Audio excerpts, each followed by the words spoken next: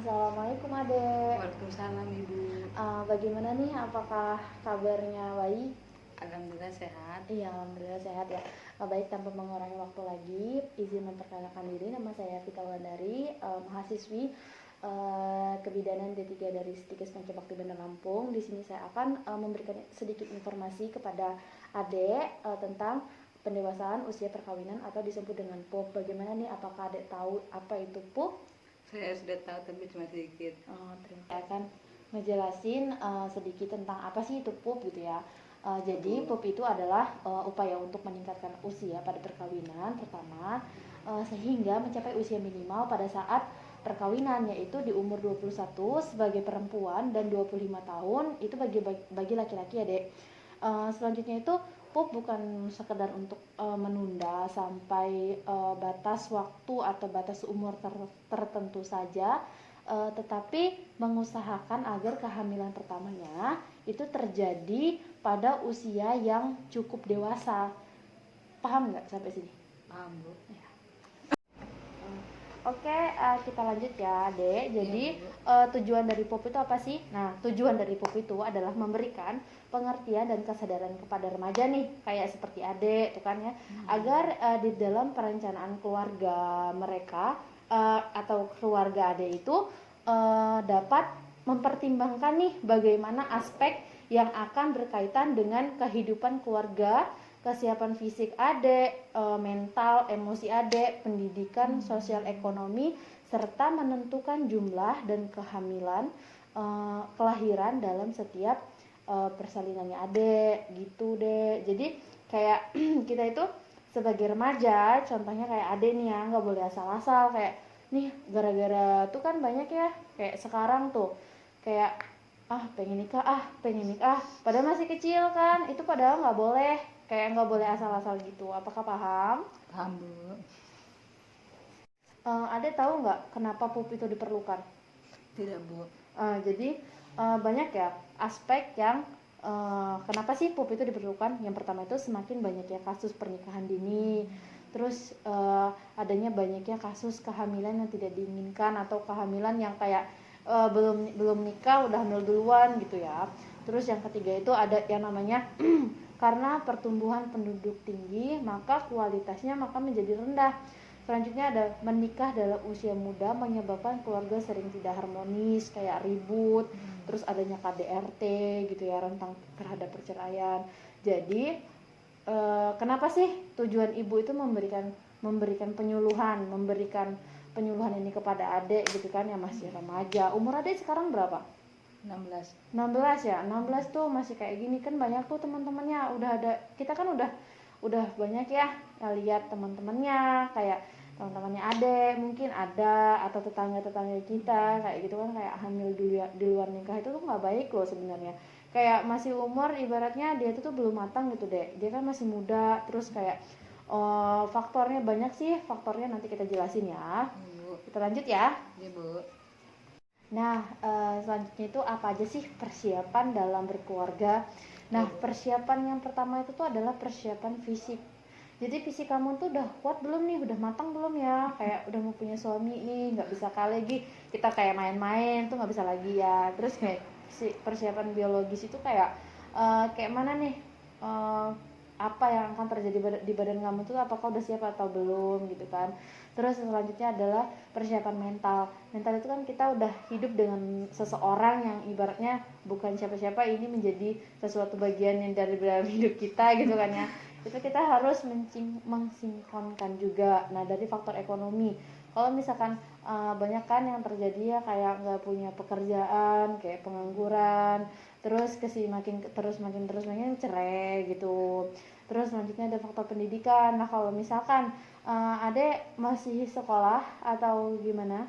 Masih sekolah Bu. Iya, masih sekolah, bagus ya, masih umurnya 16 tahun sekolah itu.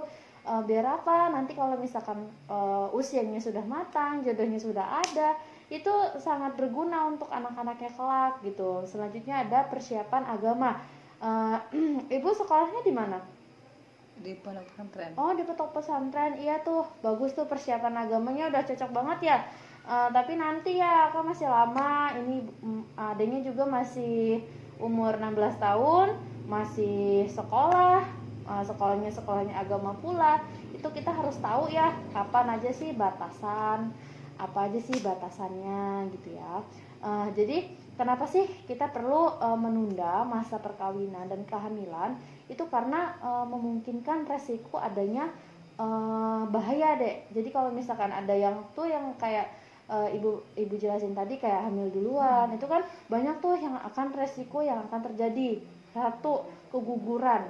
Itu pasti dek, karena kesiapan dari tubuhnya si ibu itu belum ada gitu kan. Terus selanjutnya adalah keracunan pada saat kehamilan, itu ada, bisa juga itu.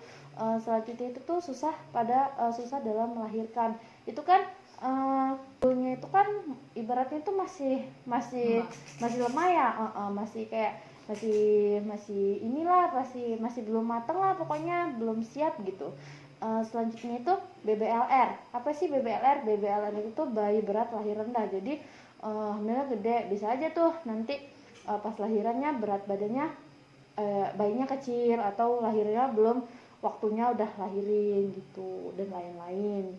Serem ya Bu. Iya kan, serem. Jadi kudu matang dulu ya, dari sisi umur tuh penting banget. Jadi Ibu lanjut ya. Jadi perkawinan di usia dewasa itu sebenarnya bagus banget loh dek. Kalau bisa di umur yang matang, kenapa harus di umur yang gak matang gitu kan?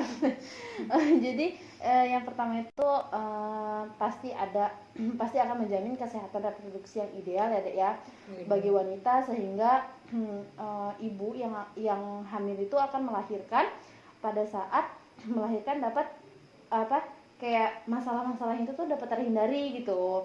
Terus adanya kesiapan psikologis dan sosial ekonomi, misalkan kayak faktor psikis seseorang dewasa itu tuh akan lebih siap dalam menjaga, merawat, menyayangi dan mendidik anak yang baik gitu kan. Kalau misalkan di usia anak-anak itu kan kayak pemikirannya masih anak-anak nih ya, kayak masih belum tahu nih anak mau dikemanain gitu kan. Kalau misalkan dia udah dewasa itu kan, wah ini anak saya gitu kan, saya harus menyayanginya gitu kan. Jadi kan gak boleh asal-asalan gitu deh. Aku udah dewasa dulu nih. Iya deh, bener. Jadi nggak boleh asal-asalan. Lebih dewasa itu lebih bisa memikirkan nih, ini pas atau tidak ya buat kita, atau bener atau salah ya gitu. Jadi kita nggak boleh asal-asalan ya deh. Terus juga bagaimana sih sikap kita dalam menunda usia perkawinan itu? Yang pertama itu kita harus tahu nih akan manfaat menunda perkawinan itu apa gitu kan ya.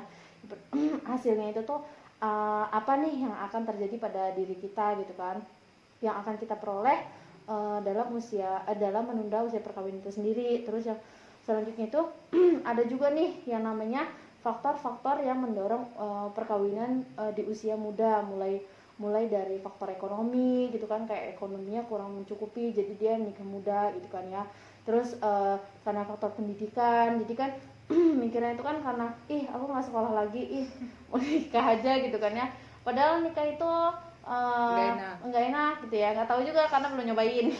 Terus selanjutnya itu tuh ada kurangnya faktor pendidikan dari orang tua deh, jadi kurang diarahin sama orang tuanya, kurang dapat perhatian, kurang dapat wejangan gitu dari orang tuanya. Terus juga dari faktor dari diri sendiri, itu kan ada tuh anak-anak gadis-gadis yang udah yang udah udah ngejar-ngejar cowok gitu-gitu, itu udah jelek, itu kurang bagus, kurang baik. Terus juga dari faktor dari adat istiadatnya. Oh gitu ya Bu. Iya dek. Nah, penundaan usia perkawinan itu juga secara langsung memberikan dampak mempercepat penurunan tingkat kelahiran ya dek ya, penurunan ibu dan anak dalam kematian gitu kan. Jadi kenapa sih kalian itu tuh harus menunda usia perkawinan? Tahu nggak kenapa? Belum Bu. Nah, jadi faktor itu yang pertama itu karena faktor rahimnya belum kuat ya, sehingga akan menyebabkan resiko kematian ibu dan anak. Apalagi tuh rahim kalian itu kan belum siap tuh, masih lemah gitu kan bahasanya.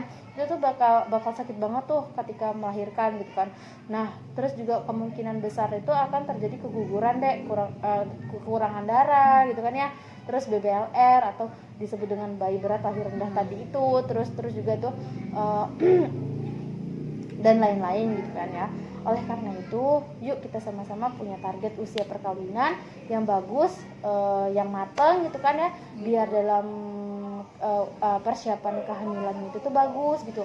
Oh ya, ada juga udah ada belum nih target kapan nih mau nikah di umur berapa gitu. Udah 25 tahun. 25 tahun, wah jangan terlalu ketuaan ya.